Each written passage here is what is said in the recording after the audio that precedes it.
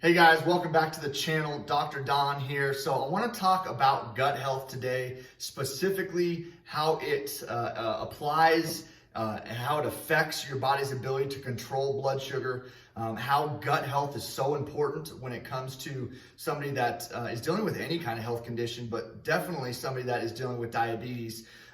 Typically what we see with gut health issues, and one of the reasons I'm shooting this video is because of an experience that my patient just explained to me this morning.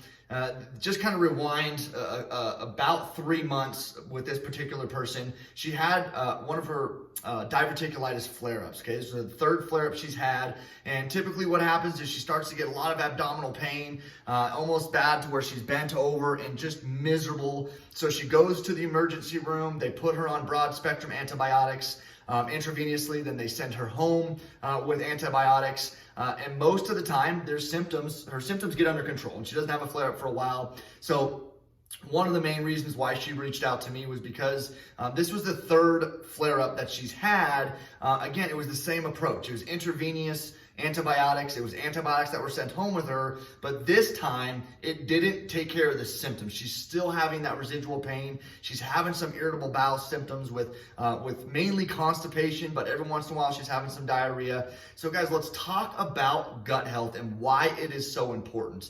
So, when we look at the way a house is built, we've got to build the foundation before we put up the walls and put on the roof, right? And so the foundation of our body's ability to heal, the foundation of our overall health and wellness, it truly starts with gut health. For so many reasons, we have to have a good functioning gut. And for so many reasons, most people are walking around with devastated gut health, okay? And so, what I do is I test. I don't want to guess to see how your gut health is based off of symptoms, because put it this way, the research shows 80% of people walking around with infections in their gut, whether it's bacterial infections, yeast or fungal infections, roundworms, tapeworms, parasites, you name it. 80% of people that are walking around with infections, they have no GI symptoms, no nausea, vomiting, constipation, diarrhea, there's no cramping, there's no bloating, there's no GI symptoms.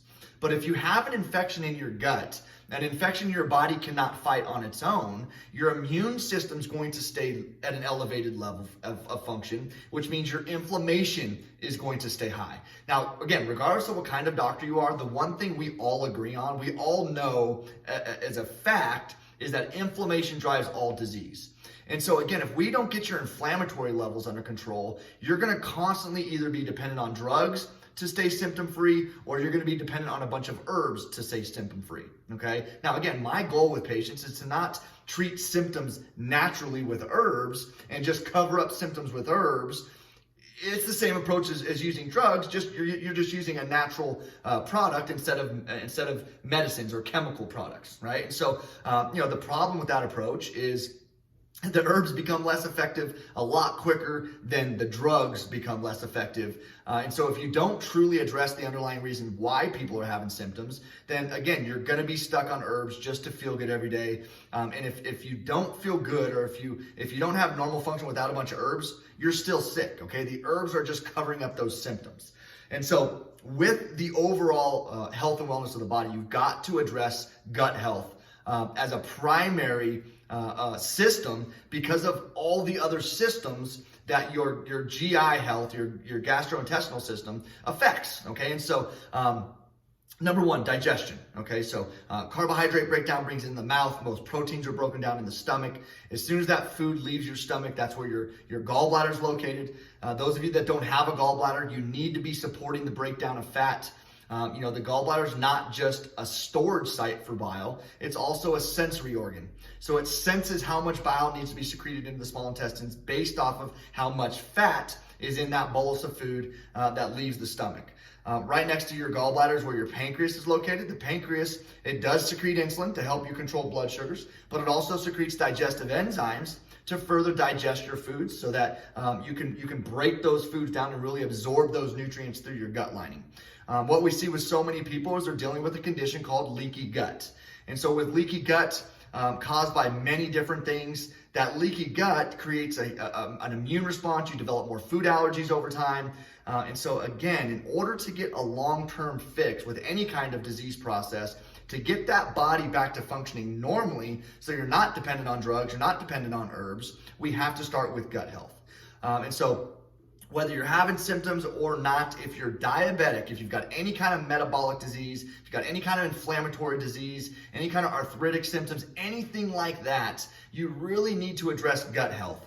And, a lot of people, they start with diet, or they start by taking probiotics because, everybody says that your good bacteria levels are depleted, which in many cases, that is the problem. That is part of the problem. But what strains of bacteria do you need to support? And again, instead of guessing and just taking a bunch of probiotics, we need to test to find out exactly what strains need to be supported. All the other bacteria that's not part of the good bacteria, called your commensal bacteria, when the good bacteria get depleted, those start to overgrow and get way out of balance, again, creating an immune response. And so we need to test the bacterial levels. We need to look for infections. We need to see how well you're digesting your foods. So again, this patient, after her third diverticulitis flare-up, she does the antibiotics, and now, for the first time, her symptoms aren't going away. So she becomes very frustrated. She becomes very scared. She's, what's going on with my gut? Do I have cancer in my gut? What is going on? Why can't I get rid of these symptoms like I have been able to in the past?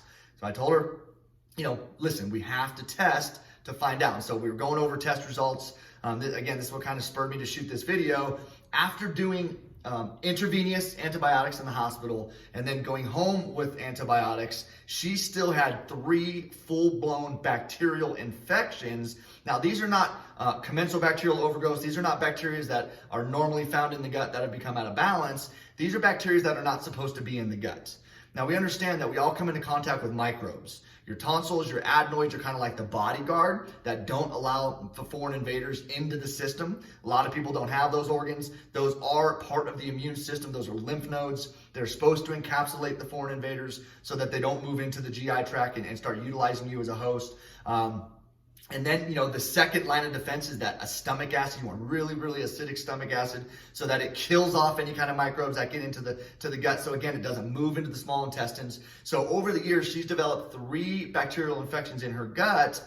And again, these bacteria are very smart. They can change their DNA so that they become resilient to different drugs. They will also become resilient to different herbs. So the cool thing about the lab that I use is when they find an infection, okay, they will test it. They will culture that bacteria or the yeast or whatever it is that is overgrowing, and they will expose it to different herbs. They will also expose it to different antibiotics, but antibiotics should be a last resort because it's going to kill your good bacteria as well. And so they expose these bacteria to the herbs that are effective in killing those bacteria, so that again, it gives me the tools that I need to go in there and start to eradicate these infections. Again, you can't use the same herb over and over, you can't use the same drug over and over, because these bacteria will change their DNA, and then that herb becomes less effective, that drug becomes less effective. Okay, so my point is if we don't get your inflammation under control, we're never gonna get rid of your diabetes. If we don't fix your gut, we're never gonna get your inflammation under control. And so, we have to start somewhere. And just like you build a house, you gotta build the foundation first. The only way I'm able to get to people to be able to reverse their diabetes is to truly build that strong foundation and then build upon that to, again, get their bodies back to functioning normally, get them back to functioning the way that they were designed to function, the way they functioned for years and years.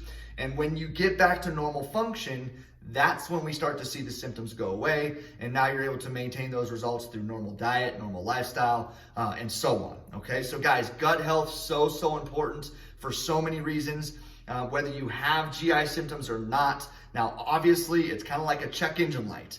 If you're not having bowel movements every day, guys, you need to be having bowel movements every day. If you're not, there's an issue. If you get bloating after certain foods or just after you eat in general, if you have to have a bowel movement right after you eat, if you have constipation, if you have diarrhea, if you have acid reflux, okay, if you have these symptoms, there's something going on that's creating these symptoms. So instead of taking Tums or Rolaids or, Prilosec or medications that are prescribed for acid reflux, why don't we address why you have the acid reflux? Instead of taking stool softeners, just to have a normal bowel movement, or taking magnesium just to have a normal bowel movement. Why don't we find out why your bowels are so slow, why you're not able to eliminate your waste as efficiently as you should? If you have diarrhea, why is your body trying to just flush out your system all the time? There's something causing these issues. So again, whether you have GI symptoms or not, if you are dealing with diabetes or any other kind of inflammatory process, you need to check into your gut health. And again, instead of guessing, why don't we test you? A comprehensive stool analysis, it's a few $100s. It's going to tell us exactly what's going on inside your gut. So again, we can build that foundation and set you up for success in the near future. Guys, listen, this information is so important for people to know. Gut health is so important. Nobody knows what to do when it comes to their gut health because doctors aren't testing to find out what truly is causing your gut issues. So guys, share this video around. Give me a thumbs up. The bell icon helps notify you when I put out more videos. Guys, I hope you got something from this video. We will be shooting more here in the near future, and we'll see you soon.